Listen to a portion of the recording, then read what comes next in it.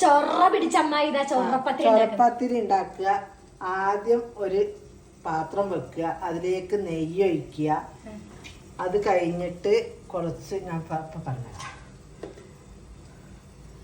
കുറച്ച് മസാല, അത് ബീഫ് മസാല എന്താ വെച്ചാൽ ഉള്ളി, പച്ചമുളക്,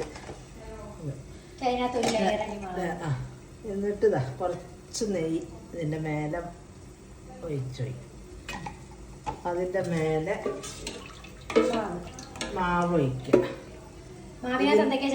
മാവിൻ്റെ അകത്ത് ഒരു തേങ്ങ, 2 ഗ്ലാസ് അരി, ഒരു നെയ്ച്ചോറിൻ്റെ 1 ഗ്ലാസ് അരിയും പച്ചരി 1/4 ഗ്ലാസും, പട്ട, കറാമ്പുല്ല, പട്ട, ചെറിയുള്ളി, നല്ല ജീരകം എല്ലാം ഇട്ടിട്ട് അരക്കുക.